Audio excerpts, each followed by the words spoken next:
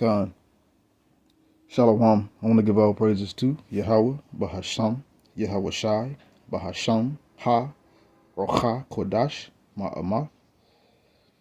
I want to give double honors to the elder apostles of GMS and their elders. I want to give a double honors to my elder apostle, Aharawan Banyasharella of the Lions Den Camp here in Jacksonville, Florida.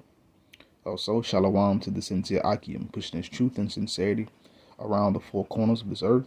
I'm Nakar Harab Banyasharella, coming out of the Lions Den Camp in Yasharella here in Jacksonville, Florida. And today I'll be coming out with a lesson, and the title of this lesson is Through Great Tribulation. And we already know through great tribulation, that's how we gonna enter into the kingdom. That's how we gonna get in the kingdom. Through what? Through great testing, through great trying. I got the definition of tribulation pulled up. It says a state or condition of great affliction, oppression, suffering, or distress, physical, emotional, or spiritual. And the tribulation that we're going to go through is going to be a spiritual tribulation. It's going to be a testing of the spirit. It's going to be a testing of our faith. So that's how we're going to enter into the kingdom. The Lord says, enter ye in at the straight gate. For broad is the way that leadeth to destruction, and many there be that go in thereat. And it says, and narrow, that's the way to go. But few there be that find that. Everybody ain't going to find the actual truth. But those who the Lord has appointed to walk this path, we're going to go through tribulation. We're going to go through great tribulation, meaning great spiritual trying. The Lord got to perfect us before we make it to the kingdom. He ain't going to just grandfather us in and we don't go through nothing. Even Yahweh Shai said, they say, you follow me, take up your cross and follow me. Meaning this is going to be a path of difficulty and hardship. It ain't going to be constant all the time, but there are going to be testing and trying times. They're going to be ups and they're going to be downs. But let's continue. I'm going to start out with Acts chapter 14. I'm going to read verses 1 through 7, and then I'm going to jump over to verse 19. It says, and it came to pass in Iconium, and this was Paul and Barnabas going around preaching the gospel, doing the work. It says, and it came to pass in Iconium that they went both together into the synagogue of the Jews, and so spake, that a great multitude of the Jews and also of the Greeks believed. Now, this is not talking about heathen nations coming up in this. This is talking about Paul and Barnabas went to the Israelites, our people in that time, which are now known as today as the Negroes, Latinos, Native Americans, So Paul and Barnabas went to our people and preached his gospel. And it caused those who knew they were Israelites to believe, and those who thought of our people, who called themselves Jews, to believe. Just like in today's time. Our people want to say, oh, I'm black, I'm Puerto Rican, I'm Jamaican, I'm Haitian, I'm Dominican, I'm Colombian, I'm Venezuelan. See, our people was in a Gentile state of mind. But Paul and Barnabas caused a great multitude at that time to believe. Let's continue. It's not talking about the heathen nations. It's talking about Israelites. It says, but verse 2, but the unbelieving Jews stirred up the Gentiles and made their minds evil affected against the brethren. So these unbelieving Jews, these unbelieving Jews, like that, basically 2/3, we're going to say 2/3 of our people who don't believe, who would rather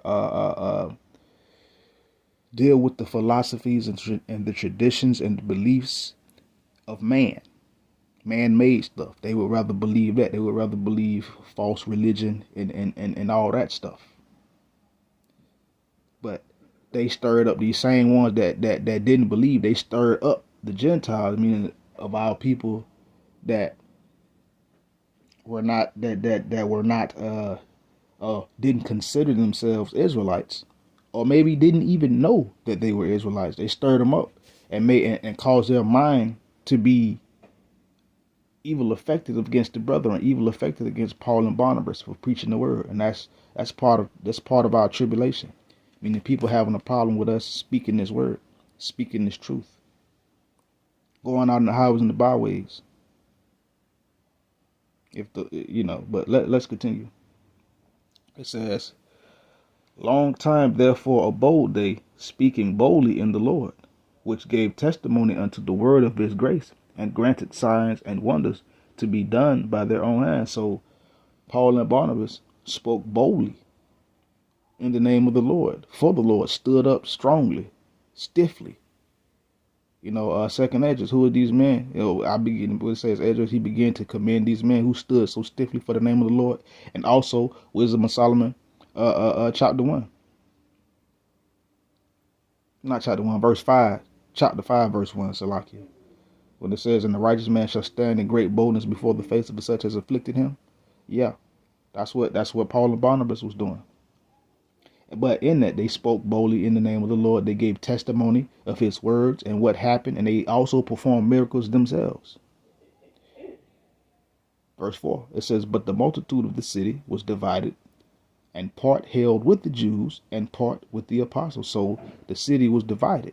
You had, we're going to say, a part of our people that stood with the apostles, that believed because of the works and the good news they spoke. And then you had, again, we're going to say 2/3 of our people who didn't believe, who wanted to side again with the false prophets, with the soothsayers, the diviners, the traditions and the philosophies and the beliefs of man. They wanted to do that. So continue in verse 5. It says, and when there was an assault made both of the Gentiles and also of the Jews with their rulers to use them despitefully and to stone them, they were ware of it and fled into Lystra and Derbe, cities of Lycaonia, and unto the region that lieth round about. So when it came to a point to where, again, the unbelieving of our people, who were caught up in the society of that time, in the world, they thought that they was gonna gather up, we'll say, a crowd or a mob or a handful of people. Well, I don't know about a handful, but to come against Paul and Barnabas, and they were aware of it. So they heard about it and they used wisdom and they left, and they went into Lystra and Derbe and the cities of Lycaonia, which and the surrounding cities. And that's where they preached the gospel of Yahweh Bashim Yahushai. And just the fact that they sought to attack them, guess what? That's tribulation. And guess what? That's part of our tribulation in this day's time. Like people, like we be out there on the highways and the byways. Some people they really be. We see the energy out there. Some people really want to attack the prophets and really want to harm the prophets, but we're not living in them times no more. The Lord is going to lift up a standard. Or, like that brother, I forget where he was teaching that when that Ottawamite ran up on him and Jake broke him like dishes. I mean, the Lord allowed that too. But for the most part, the point is that is part of the tribulation. That is part of the spiritual trying that we're going to go through. It's part of it. That's part of the job. You knew the job was difficult when you took it. If you're scared, go to church. That's a Snoop Dogg song with Ice Cube and with that Lil Jon. But let's continue. Let's see. Now I'm gonna jump over to verse 19.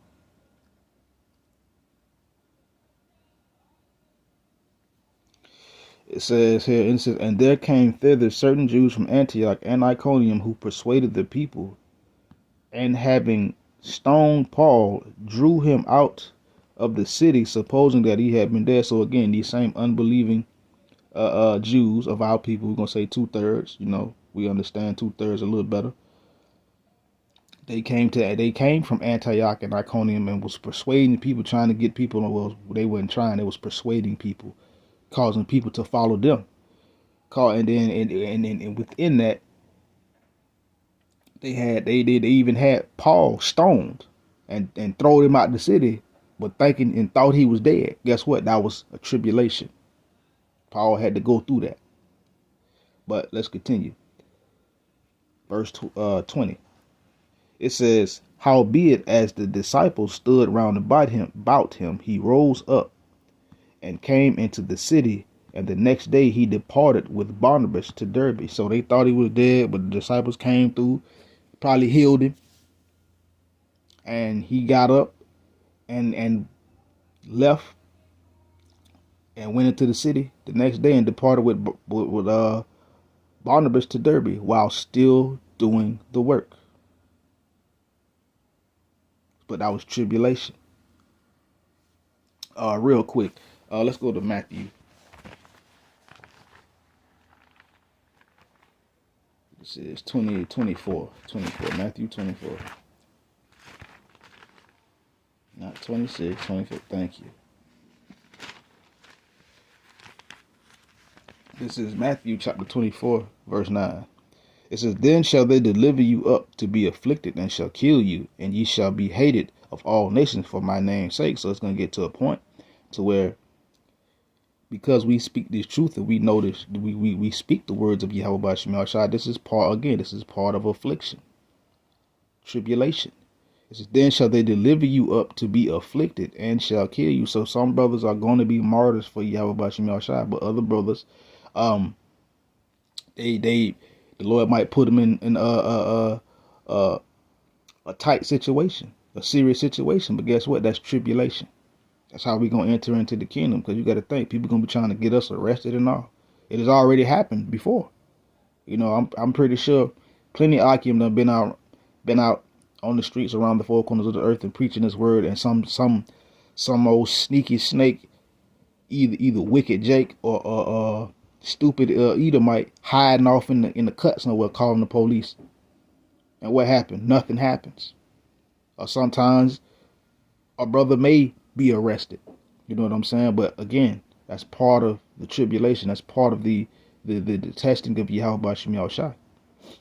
But we've been hated always for all nations for the Lord, for the name of the Lord, for the Lord's sake, for his name. They hate the fact that we preach this truth. Verse 10, it says, and then shall many be offended, and shall betray one another, and shall hate one another. So it's going to get to that point to where people are going to be betraying one another. They're going to be offended in one another. They're going to be offended because people ain't even, or we'll say, not in agreement. So like, I feel like it's something in the way, you know, that ain't lined up with the spirit of Yahweh Bashim Shai. But people are going to be offended. Even in this day, people are offended.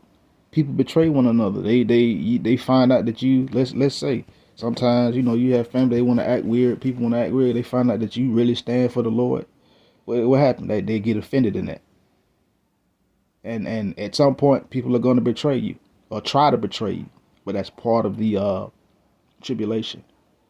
But let's continue. But 9 was my point. I just read verse 10. But let's continue. Let's go to let's continue with this. This is back at Acts chapter 20. Salakia. Verse 20, chapter 14. It says, howbeit as the disciples stood round about him, he rose up and came into the city, and the next day he departed with Barnabas to Derbe. And when they had preached the gospel to that city, and had taught many, they returned again to Lystra, and to Iconium, and to Antioch. Salakia.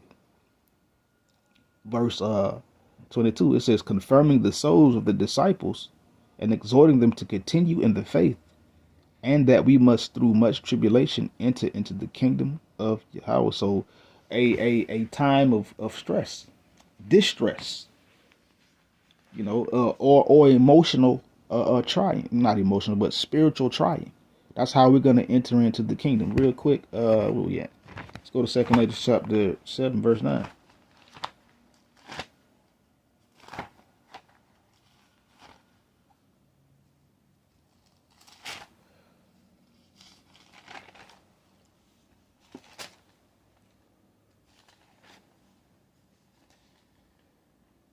This is okay. Boom. Here we go. And this is talking about the way being narrow. Should have started from the top. But yeah, you can read it. Second Ezra chapter 7. And this was again Edris being showed that the way is narrow. He was given a parable. And I'm gonna just start off from the top. Well, not from the top, but let's see. Let's go from the top. Second Ezra chapter 7 verse 1. It says, "And when I had made an end of speaking these words, there was sent unto me the angel which had been sent to me Salakia, the nights before. And he said unto me, Up, Esdras, and hear the words that I am come to tell thee. And I said, Speak on, my God. Then said he unto me, The sea is great. Salakia, the sea is set in a wide place, that it might be deep and great." So the sea is a great, wide, and deep creation by the Lord. It's set there. You can't get to the bottom of the ocean. It says, "Put to case the entrance were narrow like a river." So to the entrance, let's say, to this great wide ocean and or the kingdom, it's narrow, it's small. It's set in a precarious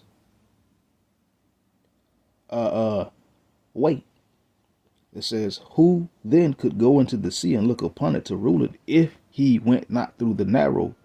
How could he then come into the broad?" So it's basically the Ezra is being asked again, and this is a reference to the kingdom. If you don't go through the straight gate, if you don't go through that narrow path, how then can you look upon the kingdom and admire it? How then can you appreciate it if you don't go through some kind of testing, some kind of trying?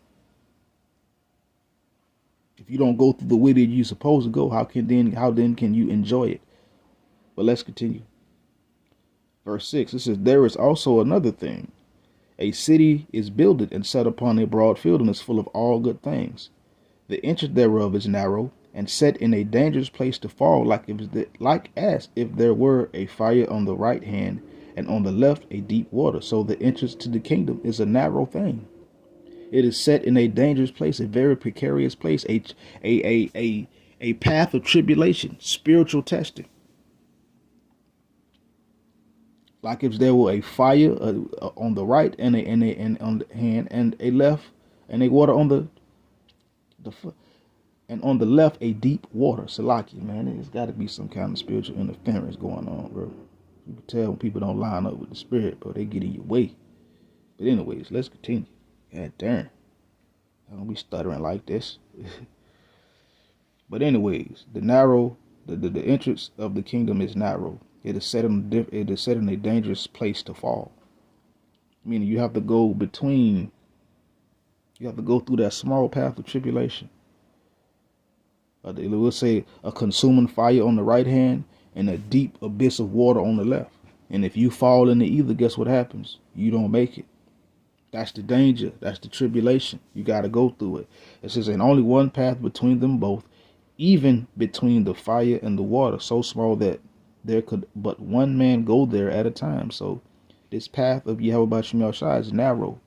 It is a path of tribulation. Or should I say a path of spiritual trying and testing and tempering, making us better, putting off the things, or taking away the things that the Heavenly Father does not need. Let me see. He doesn't need it to be part of us to make it to the kingdom. He's pulling off anything that ain't of him, that's going to get in the way, and he's teaching us and helping us learn.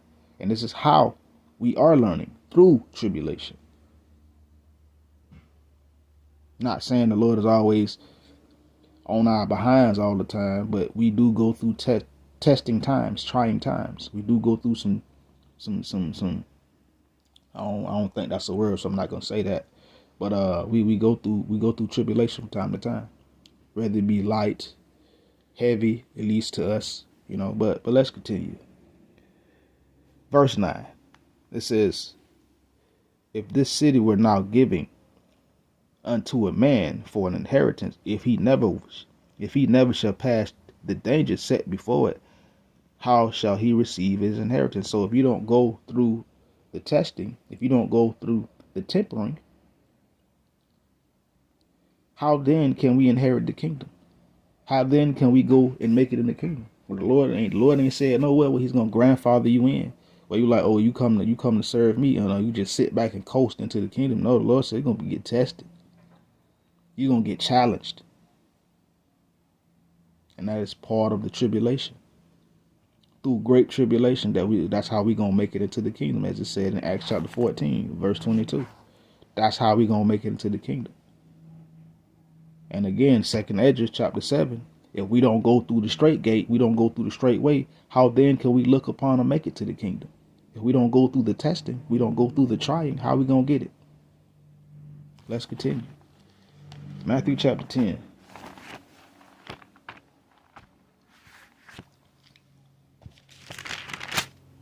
Start at verse 17. I done passed it. Matthew chapter 10, verse 17. It says, but beware of men, for they will deliver you up to the councils, and they will scourge you in their synagogues. This is part of the tribulation. They trying to deliver us up. Like I say, try to get us arrested, try to get us in trouble, try to say we're inciting riots and trouble and all this other stuff. Trying to deliver us up. So the Lord says, beware, meaning pay attention and be careful, be circumspect. And for some of us, we're gonna get delivered up unto the councils. They're gonna scourge us. They're gonna come against us in their synagogues. We're gonna be brought before the magistrates. We might get arrested. Well, why did you? But this is what the Lord says. Let's continue. I'm gonna read verse 17 again. It says, but beware of men, for they will deliver you up to the councils. They will scourge you in their synagogues, and ye shall be brought before governors and kings for my sake, for a testimony against them and the Gentiles. So people are going to be trying to question us, try to get us arrested. Some brothers may be arrested, and that's when we're going to be brought before kings and governors. And they kings and governors or whoever, magistrates, judges, whatever, congressmen, whoever. They're going to be like, and we're going to be there for the sake of the Lord. But in that's when we're going to become a testimony against them.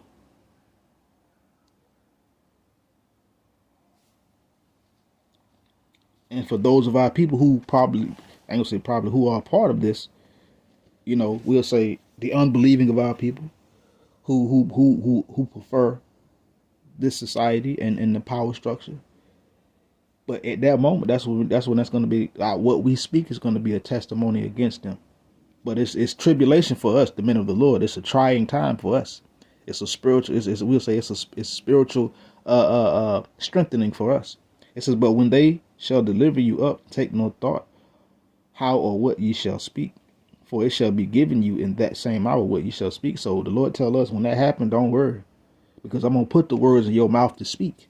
And you can bet your bottom dollar it's either going to condemn them or it's going to convict them. And they're either going to turn to the Lord or they're going to turn away from the Lord even further. And that's going to be a judgment unto them. But this is all part of tribulation. This is all part of our affliction. This is all part of our, we'll say, distress and our trying of our faith. Let's continue. Revelation 2:10.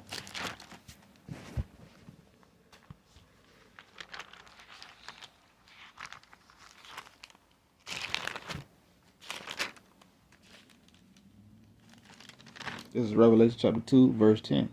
It says, fear none of those things which thou shalt suffer. For the devil shall come, cast some of you into prison, that ye may be tried, and ye shall have tribulation 10 days. Be thou faithful unto death, and I will give thee a crown of life. So the Lord tells us not to fear these things when people try to come up against us, when they try to get us arrested, when they try to cause our downfall, just for us standing and believing in the name of Yahweh Shai and standing for the truth. The Lord tells us not to fear these things which we're going to suffer, which we're going to have to deal with at some point. And again, it says, behold, the devil shall cast some of you in prison. So some brothers probably going to get locked up. You know what I'm saying? The Lord ain't saying the brother finna catch life or but some brothers may be locked up for just simply speaking the truth. But this is part of our tribulation. This is how we make it to the kingdom. Through that small, narrow path, that straight gate. So that, they lock us in so that we can be tried and tested. Well, we're going to have tribulation. I mean, we're going to be going through some hard times, some trying times. But the Lord tells us to be faithful unto death, and he'll give us a crown of life. Because this is all part of achieving or making it to the kingdom. Great tribulation. Let's continue. Let's go to Daniel.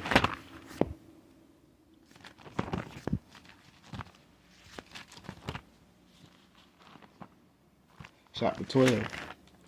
And this is also part of it. Us being chapter 12, verse 10. It says, many shall be purified and made white and tried, but the wicked shall do wickedly, and none of the wicked shall understand, but the wise shall understand. So many of us have already been going to be purified, and the Lord is pure, and the Lord is purifying, I should say. Many shall be purified and made white and tried. Meaning the Lord going to test us. That's how we make it. The wicked are going to do wickedly. They still going to keep doing their wickedness. And they're not going to understand why they being wicked. But the wise, the just, we going to understand what's going on, why it's happening. So, through great tribulation, that's how we make it to the kingdom. Through great testing and trying. Basically what the Lord is saying. Through testing and trying, that's how you're going to make it to the kingdom. Let's continue to go to Isaiah 43.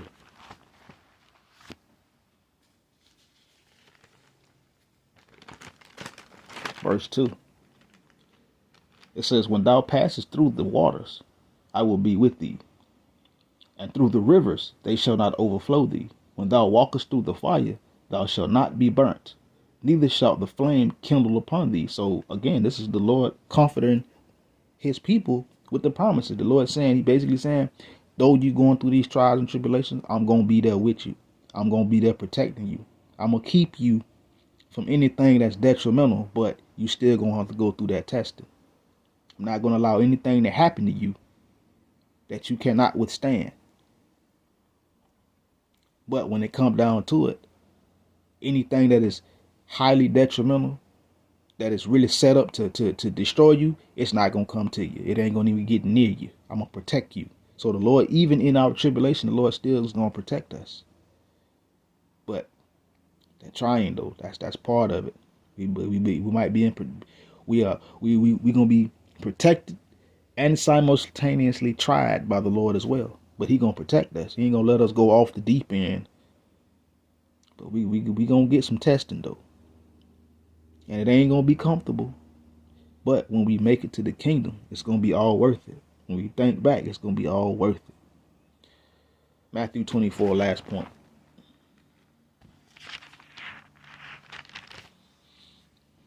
Matthew 24, verse 13. But he that endureth to the end, the same shall be saved. So you got to endure. You got to withstand. Stand on your square.